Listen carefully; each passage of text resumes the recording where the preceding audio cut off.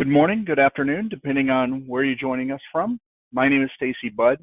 I'm a solution consultant with Arcserve, and I'm here today to speak to you about how you can help prevent your IT disasters without the requirement of any kind of on-prem hardware within your environment.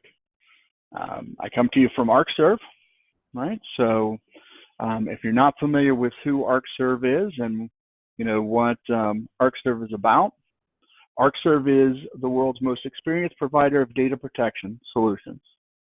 What gives us the reason to kind of make that statement is that Arcserve itself was founded in 1983, a little while ago, released its first backup solution in 1988.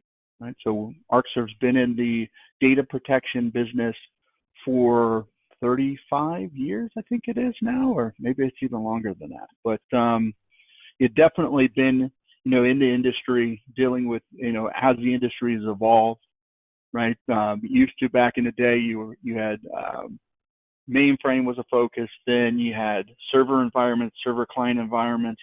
It's evolved to more of a virtual environment, still some servers out there as well, and also evolved into more a cloud environment as well. Now, when you look at that, so in a way, in some ways, you could say, maybe we're coming back around to similar kind of what you had with mainframe environments too, with some similarities to it as far as that goes. So Arcserve has, a great experience with data protection as environments have changed and evolved. So has Arcserve. Arcserve has customers. It's a global company. We have customers all across the globe, partners. We are a partner or channel type solution where we work with partners. They go out and they sell our products. It lets us hit, a wider breadth of customers and hopefully give you an overall better experience when you can go to a trusted partner that's, local to you and still leverage, our knowledge and our resources as well. And then of course we have alliances throughout the industry, cloud type alliances with Amazon and Microsoft and other cloud vendors out there as well. Also alliances in the virtualization area with things like VMware, Nutanix, Microsoft again, right? And then storage alliances and a lot more, right? That's not even on this list either. So helping to bring that technology and everything down to you in the way that we work with that technology down to you. When we look at, kind of the business reality, right? So when we talk about, SMBs, that's really our market, the small, medium business, a little bit into the enterprise in some cases. But when we really kind of start to look at that, what is some of the realities out there for that? Number one is, cybersecurity is, a day-to-day, in a lot of cases, fear, right, for customers out there, because when you look at it, a lot of companies, are falling prey to cybersecurity out there, unfortunately, whether it's direct hacking, whether it's ransomware, somebody clicking on something they shouldn't, or something like that. And that can lead to, downtime, right? And we see here, significant SMBs out there experience some type of downtime in the last year, right? When we kind of add on to that, right, Fortune 5 or Fortune 50, right, companies publicly announced some type of cloud strategy, right? 35% average reduction of IT managed costs. That's what's important, is bringing down that cost of your IT. Unfortunately, I think that's been a theme ever since I've been in IT, or dealt in this sector, since like 97, right? People have always wanted to figure out some way to bring down the cost of IT and to reduce that overhead. Right? Do more with less. I don't think that's unique to IT. That's across every type of business. Always people are looking at ways to do more with less resources, less cost. Meanwhile, cost to the business per hour of that downtime that we discussed, I know I'm kind of jumping around here, right, is, it's debatable, right? It really depends on the size of the industry or whatever, but what we could say is it's generally going to be significant to the company in most cases, right? So your risk of being offline and having your data offline and not available is going to cost you a significant amount of money. Yet you want to try to figure out how to, protect your data with less resources, right? And be able to reduce that risk, right? But with less resources as well. Well, the fact that I like to show, and I'm not going to read every single one of these, right? But the fact that one that is most scary on here is most SMBs do not feel good about their DR plan that's in place. So we're going to speak to you a little bit about that. And of course, we're going to talk about, workloads that are in the cloud and all of that as well, and whether or not that's your data going to the cloud or the workload itself being in the cloud. When we look at the challenges that are out there, number one is that data loss, right? When you look at, data loss, you risk losing critical business data, area-wide disasters, ransomware. Those are all kind of factors that can lead into data loss and why we lose that data, right? I could probably add a couple of more onto there, but there's many reasons why, we expose ourselves to data loss, right? Some of them can be managed. Some of them are out of our control, right, as far as that goes. When we look at that, extended downtime, you have to look at, the cost of that downtime, how long that's how much that's going to cost you, where you're going to be recovering from, right? Your recovery time objective, recovery point objective. So not only when you're going to be recovering from, but also how long it's going to take to perform that recovery.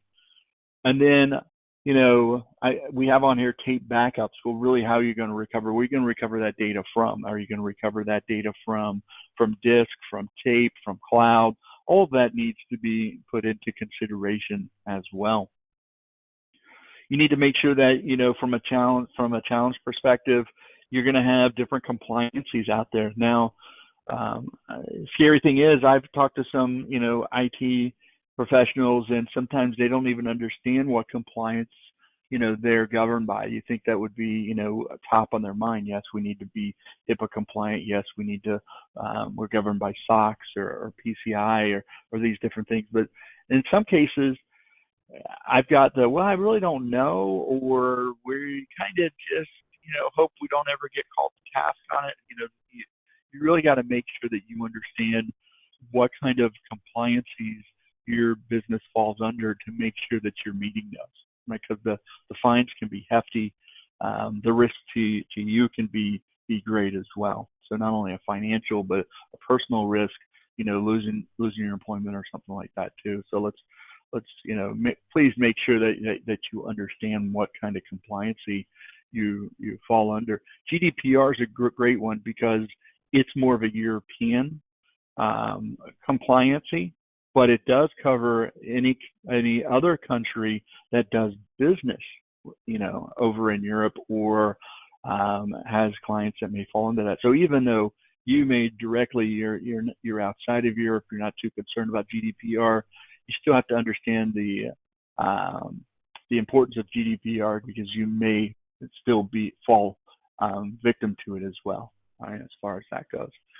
A victim probably is not the right word there, but you may be governed by it in some cases.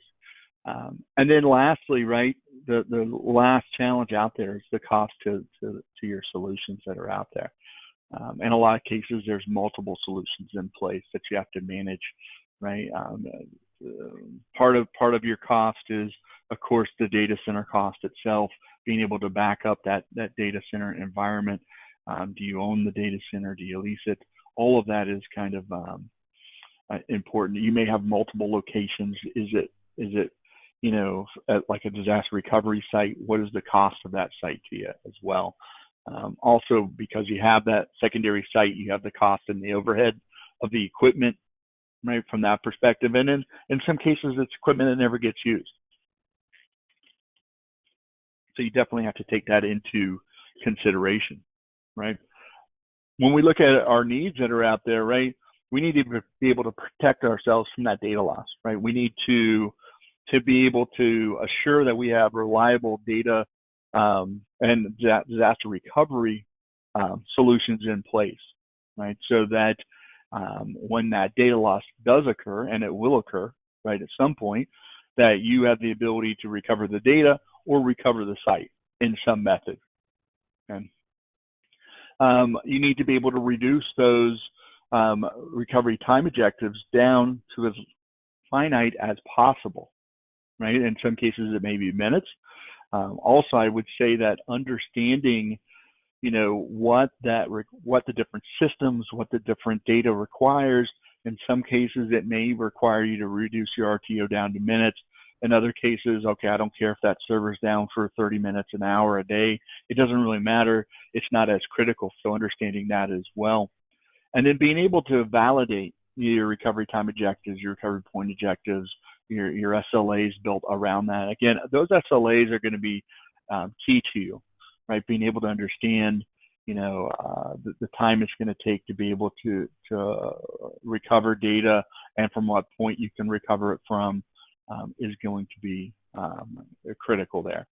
From a compliance standpoint, being able to strengthen your compliance, making sure that and being assured that you're working with reliable data and disaster recovery solutions that are out there that will again strengthen your compliancy to make sure that you're meeting your compliancy requirements. Making sure, a lot of cases it's that the data is secured, right? It's encrypted in motion and at rest. What level of encryption is being required? A lot of times you'll find regulatory compliancy that doesn't say you need to do X, Y, and Z. It's more like a guideline. HIPAA is great for this, right? They don't actually, it's more of a guideline. It's less of a, specifics, right? As far as that goes. So it's, yes, you need to make sure your data is secure in those cases, and there's some other things in there as well. But other compliancy is very rigid. It's very specific on what you have to do. So not only does the data have to be encrypted, but it has to be encrypted, with military grade encryption and things like that as well. So understand, the compliancy that you fall under, the regulatory compliancy that you fall under, and it'll help you make sure that you're meeting those regulatory compliance. And then lastly, again, the costs of those solutions that are in place, reduce your IT costs, reduce IT management overhead, make it easier to work with solutions and spend less money on those solutions, right, from that perspective. So we're here today to talk about the Arcserve Unified Data Protection Cloud Direct solution, right? So Arcserve UDP Cloud Direct.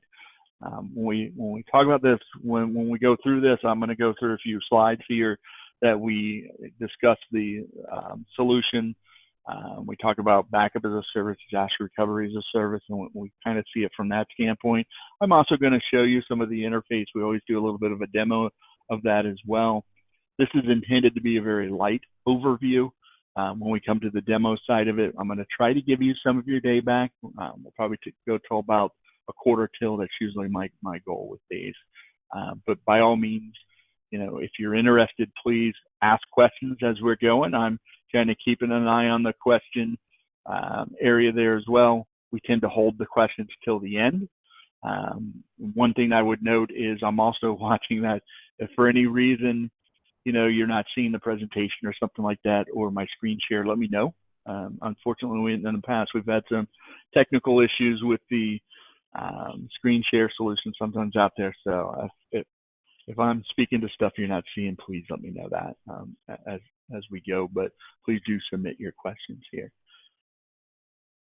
When we look at, Cloud Direct and what Cloud Direct brings to the table for you, right? I won't be reading these slides directly to you, right? But the key here is that there's no local hardware or management required. Everything's going to be managed from the cloud. So you can be sitting at your office, your house, a coffee shop, whatever it might be, right? And you can go out and you can manage, the backups, the restores, disaster recovery, all that side piece from all those different locations. right? It is a direct-to-cloud backup and disaster recovery solution, right? And it is going to be designed for multiple different types of environments, right? Your data centers, remote offices, branch offices, all of that is going to be kind of um, supported from that perspective. When we look up backup as a service, or BaaS, right? BaaS. Really, we're talking about moving your data to the cloud. I shouldn't say moving it, but backing it up to the cloud. And then the only thing that we're looking at doing is protecting data. You may protect entire systems. You may protect individual files and folders. That's what's really going to be key here, is being able to protect that data, and then be able to retrieve that data back down from the cloud in the case of restores and those things as well.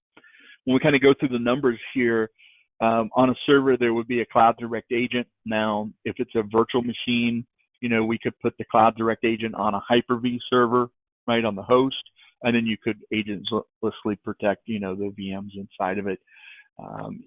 In a VMware world, you could put one of our virtual appliances, right, which you can download and put in that VMware environment, and then protect the virtual environment and that method from that side of things.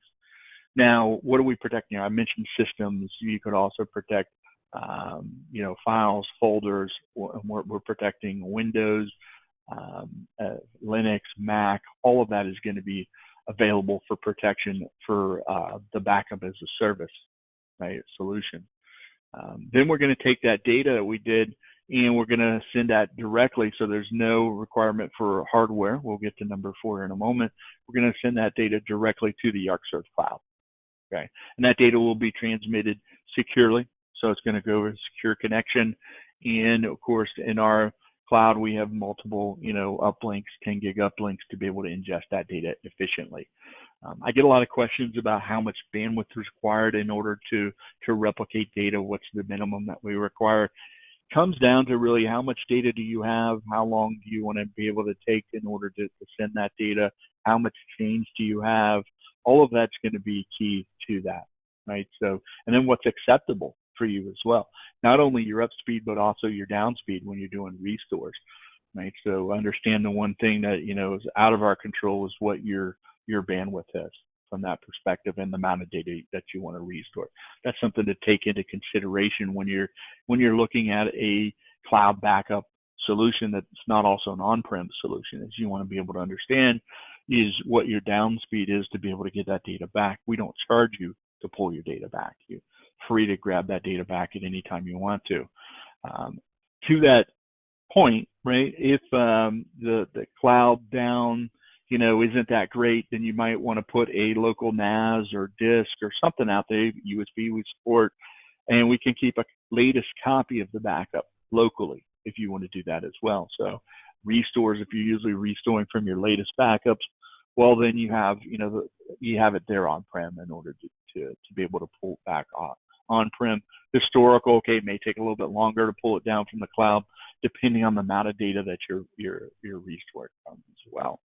And then, of course, when we talk about the data center, for the Cloud Direct backup as a service, there's 2 data centers in the U.S. One is on the East Coast, one is on the West Coast, so New Jersey and California is the location of those data centers. And then, of course, we're backing up your data once it's in our cloud, and we're protecting that as well. So it's multiple points on that side of things. And then lastly, I mentioned before, everything is going to be managed from the web, i.e. Chrome, Firefox, Edge, one of those, right? Being able to pull that up wherever you are to be able to manage your backups, your restores. When we look at disaster recovery as a service, what kind of changes for this is, the key here is going to be not only being able to protect that data, right, but then also being able to go through and be able to spin up those systems in the Arcserve cloud. So very similar to what you saw, on backup as a service, you're going to have a Cloud Direct agent that gets installed on the machine, or you're going to have, in the virtual environment, the virtual environment protected from that side of things. Instead of protecting files and folders, we're going to be protecting entire systems, right? From that perspective. So you're going to be grabbing a server image uh, of a system, and then we're going to securely transfer that over to the Arcserve cloud. You still have the option to do a latest copy of the backup locally, right? In case you need to just pull files or folders out of it, you still have that. I know it's not drawn on here, but you still have the ability to do that as well. You'll manage that from the Arcserve portal. You'll be able to take and you'll be able to spin up those systems in a few minutes, right? In our cloud, I say a few minutes. It really depends on the system requirements, right? How much did you give it the same amount of memory as you did on-prem? Same kind of resources? Did you also, what kind of applications are running in there, you know, from that perspective? You know, if normally you have a SQL server that takes, you know, 5 minutes to spin up, it's probably going to take 5 minutes on our cloud to spin up as well, right?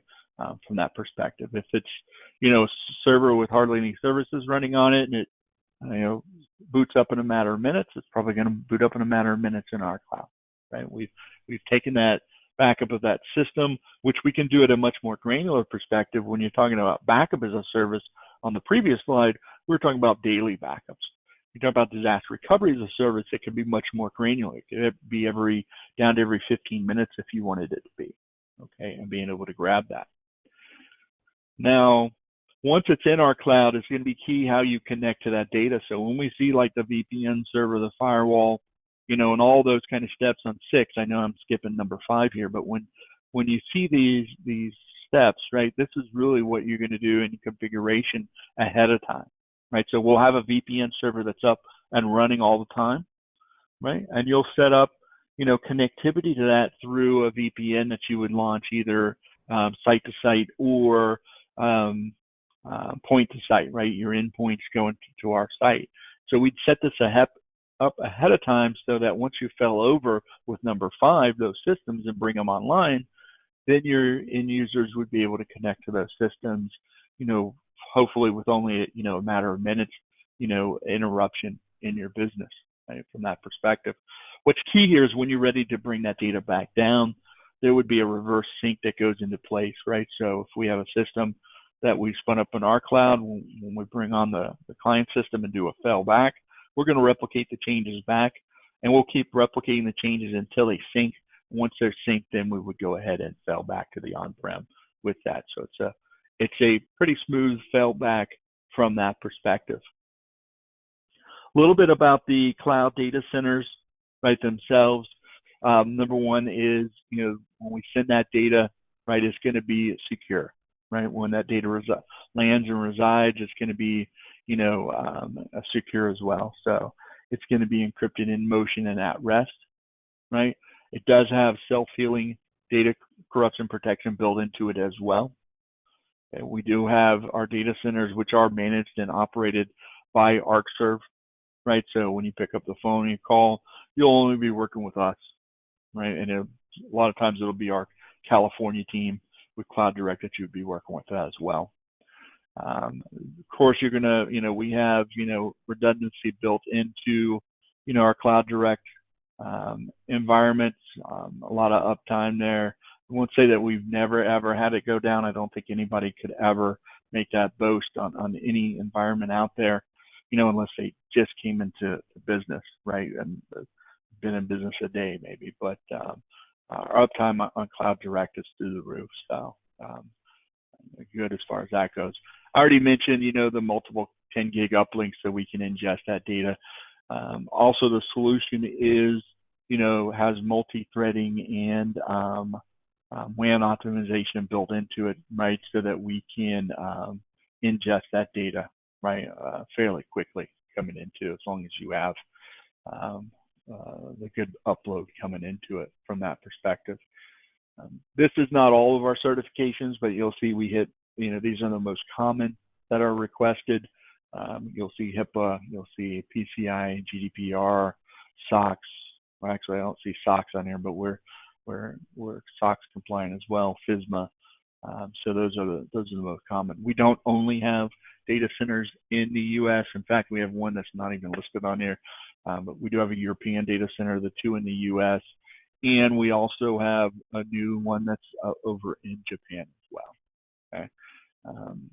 We are looking at expanding, maybe opening a data center in other locations, right? So that's something we're constantly reviewing. Also, I kind of mentioned, from a perspective of the disaster recovery as a service, your data within that case in the U.S. would go to the California data center, so one that's equipped to perform disaster recovery as a service for that. From a security standpoint, everything you expect to see with the data center, right? And as far as that goes, from, nobody's going to walk in, accidentally, right, and access the data, right? They're going to have to be able to be properly badged and all the other kind of things as far as that goes. So it's a secure location.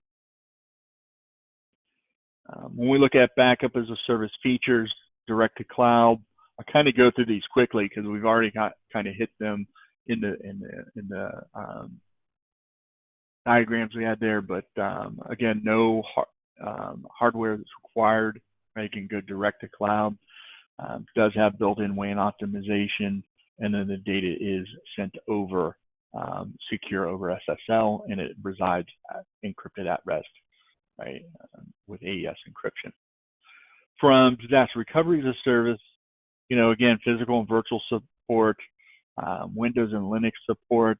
From a Linux support, it'd be more for virtual systems out there that we support within that method. Again, we support Windows, Linux, Mac, all on the backup as a service side of things. Your RPOs can be very aggressive, down to every 15 minutes, right? But, we have some other schedules in there as well, every 3 hours, 6 hours, and so on, where you can set that up. What makes most sense? Maybe it's still daily for that particular system. And then from a recovery perspective, being able to recover that data into the Arcserve cloud, spin up those systems, and be able to access that data over VPN so that those systems are still up and running for you.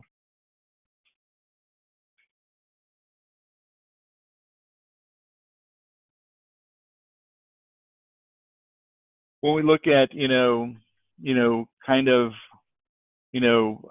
disaster recovery as a service, whereas you might have had, existing backup solutions going to an on-premise, kind of a location or an alternate disaster recovery site.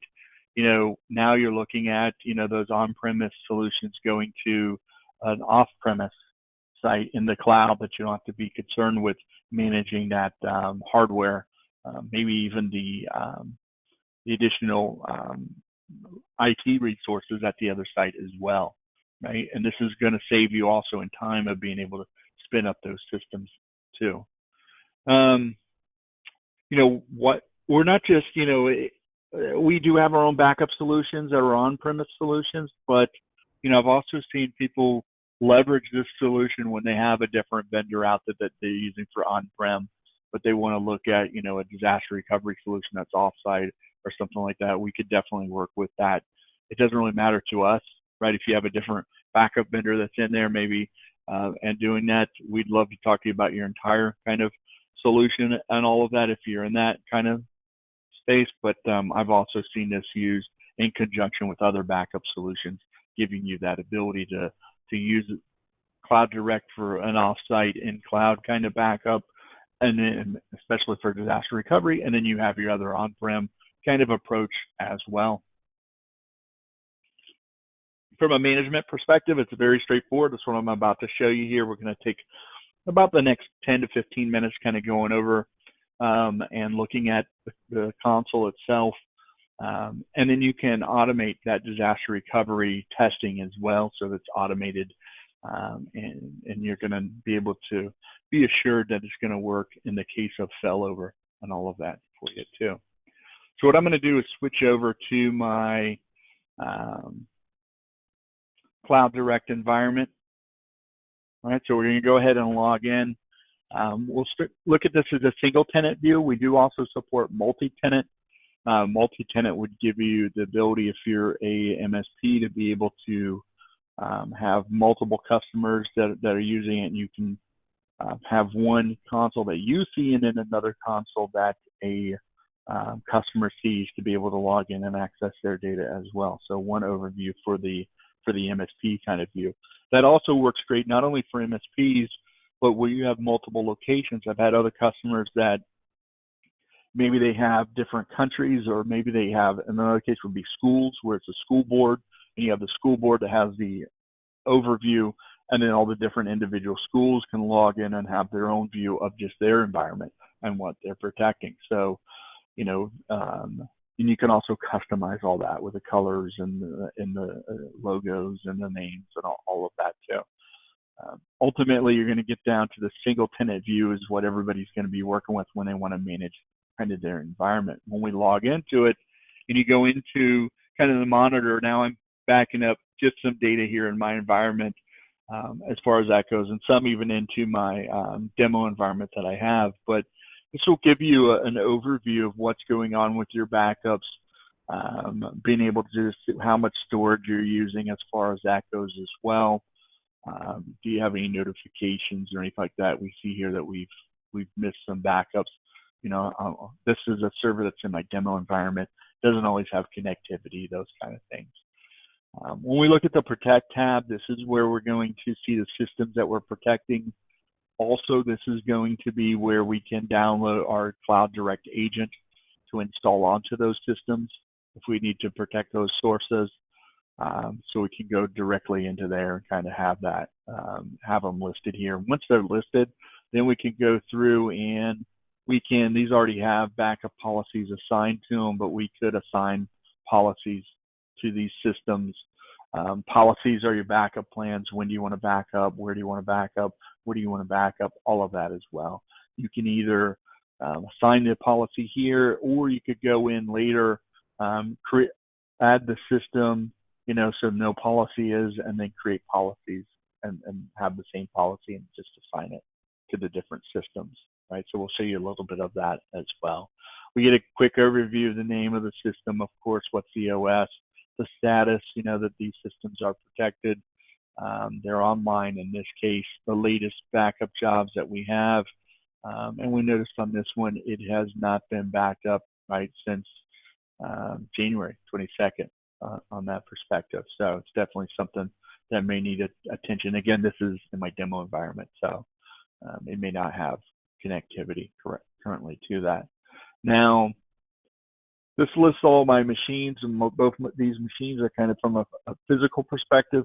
If I had any virtual machines, they would be listed under the agent list protection, and we'd see that list out there as well.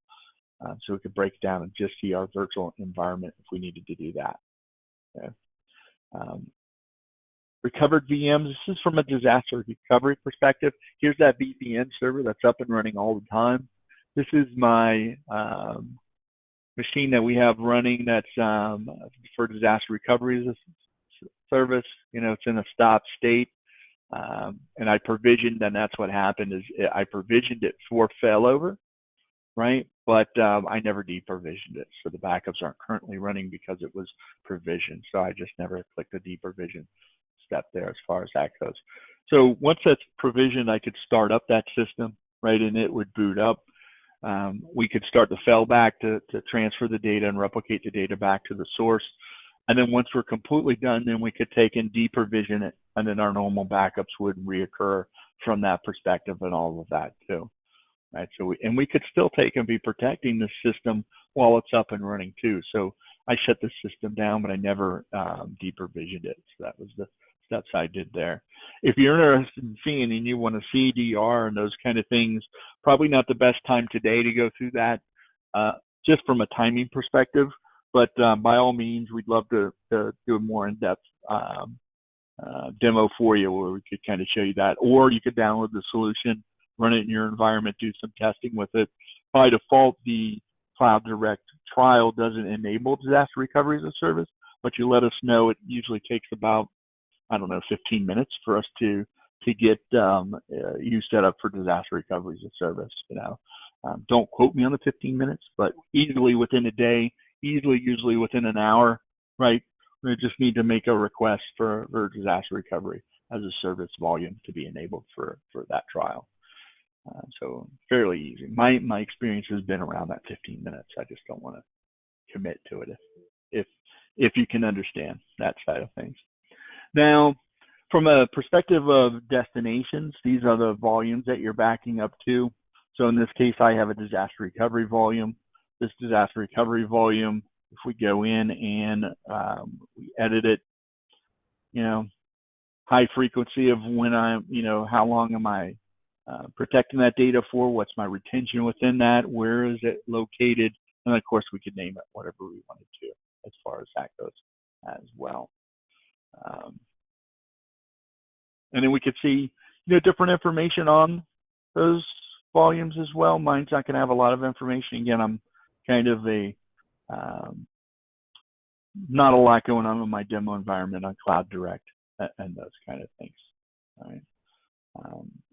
Now, when we look and we go back and we look at the 7-day retention, this is the backup as a service retention. So if you were to look at this one, again, same kind of things you saw before. You can set those retention points all the way up to a forever retention. And the other same things you could look at, the different recovery points that are on there, the metrics for all of that. So I'm not doing anything with Cloud Hybrid. That's our on-prem to cloud backup solution. But last kind of here is policy. So if we were to go through and create a policy, right, and name that policy, we'll call it test for today. Well, what is it? It's a Cloud Direct backup, right, for backup as a service, or is it disaster recovery as a service if that's enabled? Okay. Then we're going to go through, once that's done, we can assign a source to it, right? So if I have machines already added and I want to do it through here, I could go ahead and assign sources. And then we can go through and define kind of from a task perspective, what do we want to do, right? So if we look at, what do we want to back up? Entire drives, file and folder backup, SQL, right? Because this was backup as a service is what I chose for this, right? So if we did, Cloud Direct folder, and then just always do the help folder as an example there. We could add multiple paths, all of that too. Where do we want to protect it to? These are those different volumes. I only have one that's backup as a service. Do we want to enable that local backup? So we would just provide the path for it.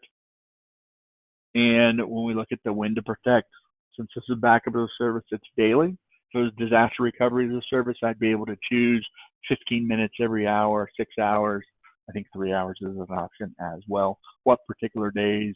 What's the start time? Do we want to throttle any of our protection, right? If we put in a throttle schedule, what do we want to throttle this down to? Do note that it's in kilobits. And if we decide, hey, you know what, I don't want to do that, make sure we delete it when we get done as well. Okay. The additional settings, this would be around cache. We do like to have some of the changes cached ahead of time. It speeds up the startup of the backup and all of that for us and makes it a little bit more efficient. We tend to like to have somewhere around 2 to 3% of the volume size or the data size available for caching, right? So that I should say the change size, right? So that we're ahead of the ball game as far as that goes. And of course, we can do pre and post scripts. We can do exclusions, all the things that you would expect to see from that perspective. What we're going to do here is let's go ahead and cancel that policy. And yes, we're going to confirm that we want to cancel that.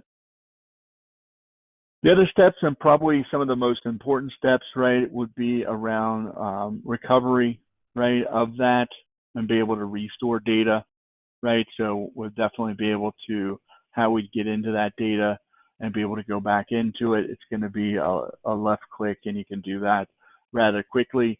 You can also go into and look at set up alerts. You can set up, backup reports if you want to see that, some that you automatically get. And do they go to specific individuals, even outside of, who can log in and have access to the console? Maybe you have reports go to somebody else as well from that perspective. And all different kinds from a reports perspective, everything you expect to see. Reports around backups, around the transfer of data, recovery of data, all of that, capacity usage of the volumes, all of that's going to be there as well. And then configuration is going to be, network configuration is going to be for your disaster recovery as a service. And our team would work with you on this to help you set this up. Do we need to do any port forwarding, any firewall rules, anything like that? So ahead of time, this is already configured so that when you're ready for users to connect, in that case, you can just go through and do that. And then, of course, you're going to have user, roles that you can assign to them, different branding. This one is all under the Arcserve branding, but if you want to change the color scheme or the logo, you can change that as well. Okay. And lastly, under protect, if we go back to our systems that we're protecting, right, our machines here, and I choose data that's out there, and let's choose this particular machine, I can go right in here and I can start that recovery. Now, this is a file and folder one that I chose just for, time considerations, so you can choose those different backup times that you've done. And then you can drill down into these and recover either the entire, recovery point, or browse down into that recovery point, into the files, the folders, and be able to see what you want to restore from that perspective as well. Okay. So I kind of rushed through that last piece, but, recovery is probably the most important thing out of any solutions that are out there, right? So hopefully I did want to make sure that we gave that, it's due from that side of things, from all of that. But I promise you, I give you about 15 minutes of your day back. So, I'm just going to wrap it up here. If you want more information, go out to arcserve.com. If there's a chat option out there, one of our guys will chat with you. If you'd like a trial of the solution, there's a trial download on it. There's also, videos, data sheets, white papers, all that kind of stuff out there as well. And if you, want to get some help with the trial, let us know, and we'd be happy to help you out, for more of a, assisted, if you will, proof of concept kind of trial, something like that too. And if you'd like a more in-depth demo, right, we can do that for you as well. So I'm going to go ahead and wrap it up. I don't see any questions out there. So, I'm going to thank everybody for their time today. Just again, check out arcserve.com. Feel free to email us any of your questions that you have out there, and, have a wonderful rest of your day.